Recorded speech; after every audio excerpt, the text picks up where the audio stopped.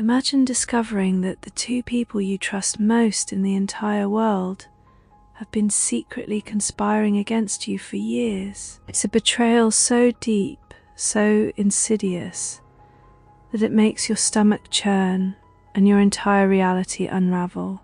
Hey guys, welcome back to the channel. I'm Hazel. Grab your coffee, because today we're unraveling a truly shocking tale of deceit. Her storyteller, Calliope, had built a life she believed was perfectly happy and secure.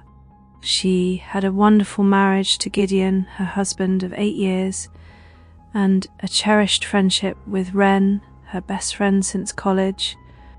Calliope always considered Wren to be like a sister, someone she could confide in about absolutely anything. Wren was always there for her, a constant source of support and advice through all of life's ups and downs.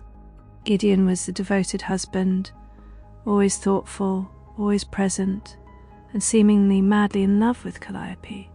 Her home was filled with laughter, comfort, and the ease of people who knew each other inside and out.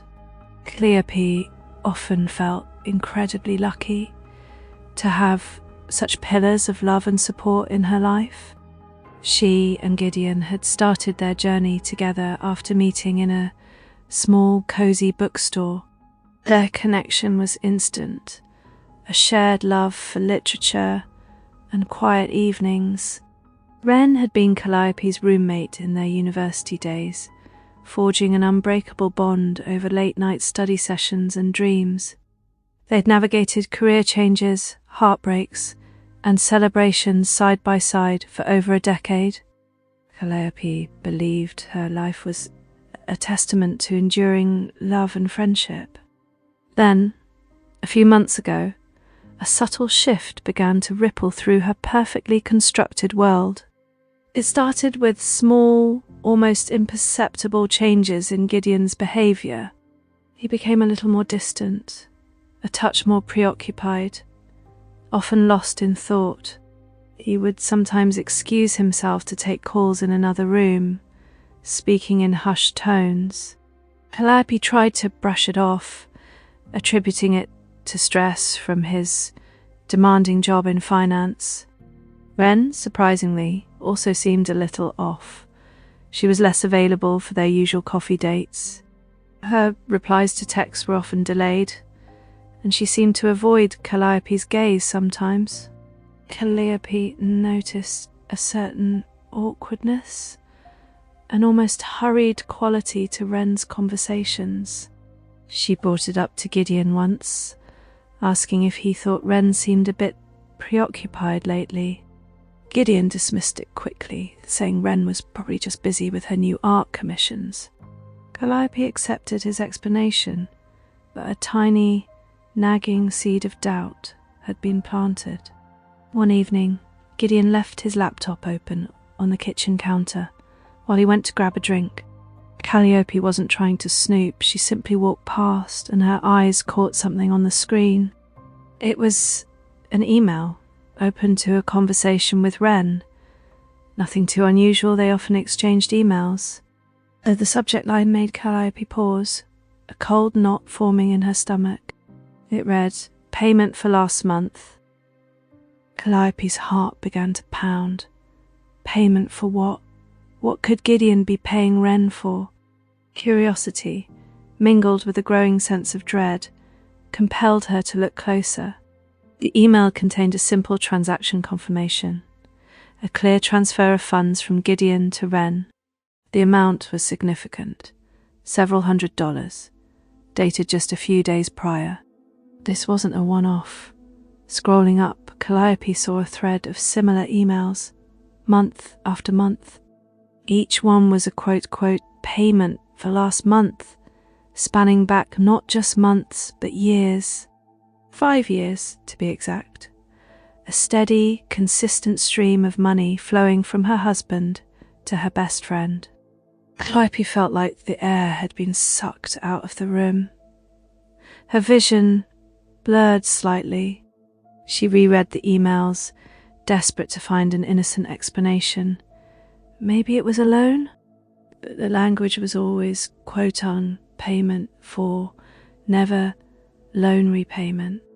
There was no casual banter, no friendly updates, just terse, transactional messages. What service could Wren possibly be providing to Gideon that required such regular, secret payments? The sheer longevity of it, 5 years, suggested something deeply entrenched, something deliberate. Calliope's mind raced, struggling to process the implications of this shocking discovery. Calliope's immediate reaction was a jolt of shock, followed by a fierce wave of denial. Surely there had to be some innocent, logical explanation for these transactions. Maybe Wren was just helping Gideon with a secret project, a surprise for Calliope herself. But the cold, hard facts of the transaction log stared back, unyielding in their clarity. Payment for services rendered to her best friend for 5 years, every single month. The sinking feeling in Calliope's gut told her this was no misunderstanding, no innocent mistake. Her mind drifted back to countless dinners, holidays, and casual hangouts with them both. Gideon and Wren had always seemed to get along, but never overly familiar or suspicious. Just the easy camaraderie of family and close friends, or so she had always believed. Had she been completely blind to what was happening right under her nose all this time? The thought was like a physical confronted, stealing the breath right out of her lungs. Her best friend, the person she confided every single detail of her life to, her husband, the man she built a beautiful life with, her steadfast partner, both of them seemingly in on some long-standing, meticulously hidden secret. A secret involving regular, substantial financial exchanges for an unknown, quote, service, unquote. What kind of service could Wren possibly be providing to Gideon that required payment? The most painful, most obvious possibility began to solidify, heavy and suffocating. It was a betrayal that felt almost too monstrous, too cruel to fully comprehend. Could they have been having a secret relationship all this time, right under her nose? The idea made her stomach churn with a sickening mixture of disgust and disbelief. 5 years of calculated deception, meticulously hidden and skillfully maintained. She recalled Wren's sudden, always convenient availability whenever Gideon needed something, or the way they would sometimes exchange brief, knowing glances across the room. Small details she had previously dismissed as simply nothing important, mere coincidences. And these moments replayed in her mind, taking on new, deeply unsettling meanings. Calliope felt a cold dread creep into her heart, chilling her to the bone.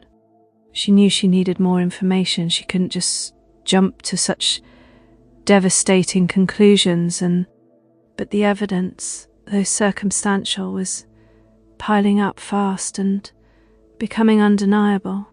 The meticulously recorded transactions, the terse, coded messages, the sheer longevity. This wasn't a one-off mistake or a single lapse in judgment on either of their parts. This was a deeply embedded, calculated pattern of deceit, maintained for years. Calliope felt a surge of anger, hot and unfamiliar, burning through her veins. How dare they make a complete mockery of her trust, her marriage, and her entire life? She closed the banking app, her fingers trembling slightly, her knuckles white. She couldn't confront them yet, not without a solid, unshakable plan of action. She needed to be strategic, to understand the full scope and depth of their actions. This was no longer just about suspicion, it was about seeking genuine accountability and justice. Calliope began to think about the other digital footprints they might have carelessly left behind. What else could she possibly find on Gideon's computer or on his phone? She remembered Gideon's unusual protectiveness of his personal electronic devices. He always kept them locked facing down or just out of casual reach, always. Something she had once considered a quirky, slightly annoying habit of his. Now seemed like a calculated, deliberate effort to hide something significant.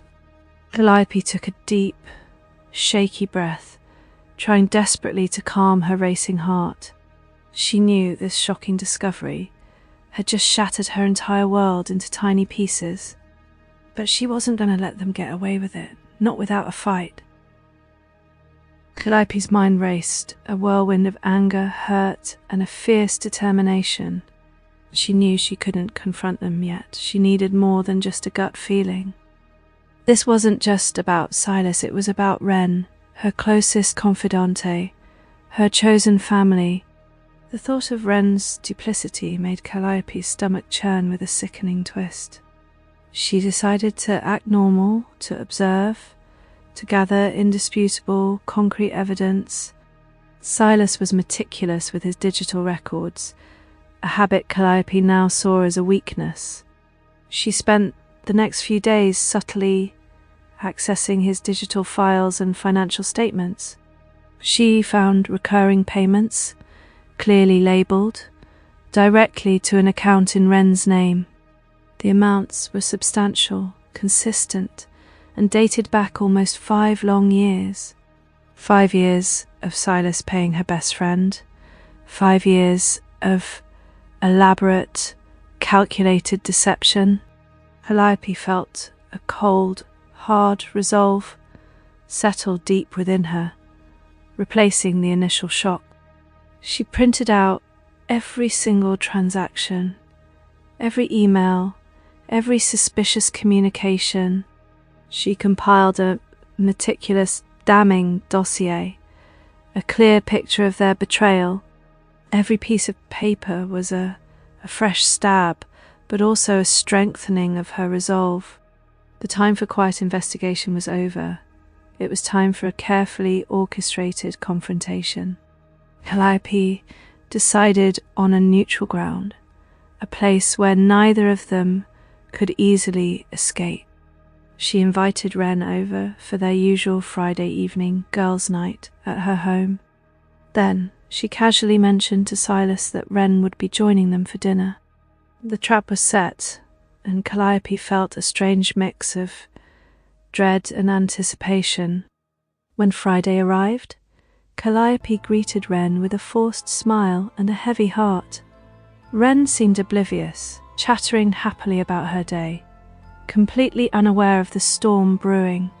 Silas arrived home, giving Calliope a perfunctory kiss, then greeting Wren with a familiar ease.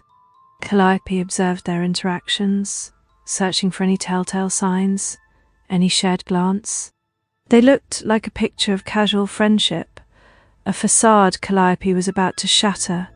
Dinner was tense for Calliope, though she kept her demeanour perfectly calm. She waited until dessert, until they were all relaxed, or so they thought. "So, Wren," Calliope began, her voice even, "how's your new business venture going?" Wren brightened, launching into an excited explanation of her latest creative project. Calliope nodded, then turned to Silas. "And darling, how are your business expenses these days?" Silas froze, a subtle tremor running through his usually composed frame. Wren's smile faltered, her eyes darting nervously between Calliope and Silas. "What are you talking about, honey?" Silas asked, his voice a little too high-pitched. Calliope reached under the table, pulling out a thick manila envelope. She placed it squarely in the middle of the table, directly between the two of them. "I'm talking about this, Silas," she said, her voice dropping to a dangerous whisper. 5 years of regular payments from your account, directly to Wren's. Wren gasped, a small, choked sound, her face straining of all colour.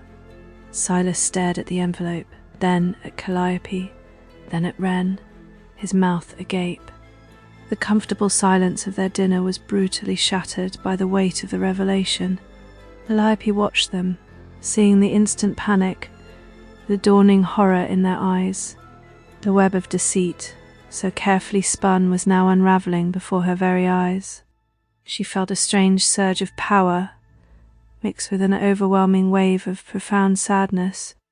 This wasn't just a discovery, it was the abrupt, violent end of her marriage, and the complete, devastating annihilation of her longest, most cherished friendship. The air crackled with unspoken accusations, with the bitter taste of betrayal. The protagonist stood there, the weight of the revelation pressing down on her shoulders like a physical burden. Every memory, every shared laugh with her best friend, now felt tainted by this dark secret. Her husband's promises, his declarations of love, all turned to ash in the face of this calculated deception. It wasn't a mistake, it was a 5-year-long, deliberate campaign of emotional and financial manipulation. She had to decide how to proceed, how to dismantle this elaborate lie that had defined her life. The thought of confronting them, seeing their faces, made her stomach churn with a mixture of dread and fury. But there was no turning back from this precipice. Her world had fundamentally shifted, irrevocably changed. The trust was shattered beyond repair, the foundation of her most important relationships crumbled to dust. Can you imagine the sheer audacity it takes to maintain such a complex, morally bankrupt arrangement for so long? To look your spouse in the eye, day after day, while secretly paying their best friend behind their back. And for the best friend, the betrayal cuts even deeper, a cold, calculating exchange of loyalty for money. Hazel shudders at the thought. The complete disregard for another person's feelings is truly astounding. This wasn't just about the money, it was about the profound disrespect, the callous disregard for their bond. The protagonist knew she had to act decisively to reclaim her narrative and her future from their grasp. This story, my friends, is far from over. The reckoning is coming, and it will be meticulously precise. Stay tuned for the next part where we dive into the painful yet powerful aftermath of this devastating discovery.